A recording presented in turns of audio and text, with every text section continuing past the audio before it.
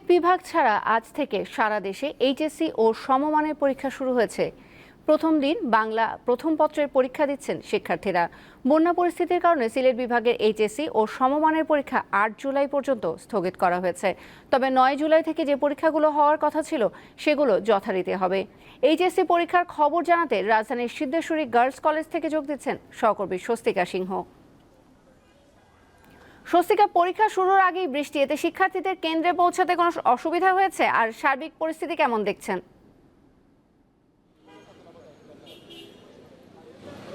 তোসিয়া, আজ থেকে কিন্তু চলতি বছরের যে চলমান এইচএসসি ও সমমানের পরীক্ষা সেটি শুরু হয়েছে এবং আপনি ঠিক যেমনটি বলছিলেন যে সকালের এই যে বৈরী আবহাওয়া এবং মুষলধারে যে বৃষ্টি, এটি কিন্তু পরীক্ষার্থী এবং যারা অভিভাবকরা এসেছেন তাদের জন্য সকাল থেকে কিন্তু খুব বেগ পেতে হয়েছে। তারপর কিন্তু আজকে রবিবার হওয়ায় আজকে কিন্তু কর্মচঞ্চল একটি দিন এবং অফিসিয়াল দিন হওয়ায় কিন্তু রাজধানী শহরে আজকে খুব জ্যাম ছিল। তার পাশাপাশি যে বৃষ্টি, এটা কিন্তু উপেক্ষা করেই যারা পরীক্ষা দিবে সেসব শিক্ষার্থীরা কিন্তু আজকে রাজধানীর পরীক্ষা কেন্দ্রগুলোতে ভিড় করেছে বেগ পেলেও।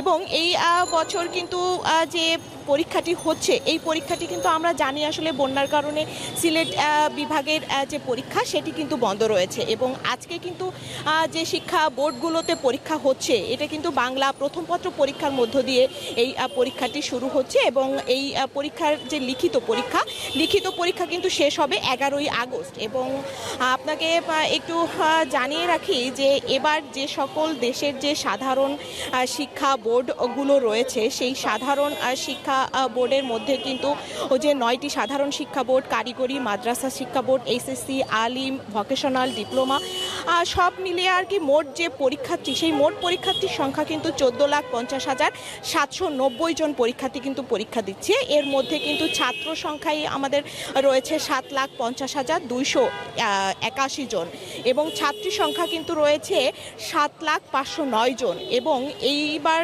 যেসব পরীক্ষার্থীরা পরীক্ষা দিচ্ছে সেই পরীক্ষার্থীরা কিন্তু মোট তাদের যে কেন্দ্রটা রয়েছে সেই কেন্দ্রটা কিন্তু রয়েছে 2,725টি এবং মোট শিক্ষা প্রতিষ্ঠান কিন্তু রয়েছে 9,436টি। এবং শিক্ষার্থীদের জন্য কিন্তু বেশ কিছু নির্দেশনা দেওয়া রয়েছে শিক্ষা মন্ত্রণালয় থেকে। সেই শিক্ষা মন্ত্রণালয়ের যে নিয়ম, সেই নিয়ম মেনেই কিন্তু তারা পরীক্ষার কেন্দ্রে আজকে এসেছেন এবং বলা রয়েছে কিন্তু যে 30 মিনিট আগে শিক্ষা কেন্দ্রে পৌঁছাতে হবে। তারা কিন্তু সেই নিয়মটি মেনেই রয়েছেন এবং আইন শৃঙ্খলা বাহিনীর যেসব সদস্যরা রয়েছে তারাও কিন্তু অ্যাক্টিভ রয়েছে এবং ডিএমপির পক্ষ থেকেও কিন্তু বলা হয়েছে যে যেসব শিক্ষার্থীরা পরীক্ষা কেন্দ্রে পৌঁছাতে দেরি করবেন এবং তাদের কিন্তু একটা ডিজিটের ফোন নম্বরও দেওয়া আছে 999, যে তারা 999-এ ফোন দিয়ে যোগাযোগ করলে আইন শৃঙ্খলা বাহিনীর পক্ষ থেকে বা ডিএমপির পক্ষ থেকে কিন্তু তাদেরকে সহযোগিতা করা হবে। এবং এই সহযোগিতার প্রক্রিয়াটি কিন্তু এখনও চলছে। সবে স্কুলের ঘন্টা পড়েছে এবং শিক্ষার্থীরা সব ভেতরে ঢুকেছে এবং যেসব গার্জিয়ানরা রয়েছে তারা আসলে আশা করছেন যে সংক্ষিপ্ত সিলেবাসে পরীক্ষা হচ্ছে, এই পরীক্ষাটি সফলভাবে সুন্দরভাবে সকল শিক্ষার্থীরাই কিন্তু আজকে পরীক্ষা দিয়ে শেষ করবেন এবং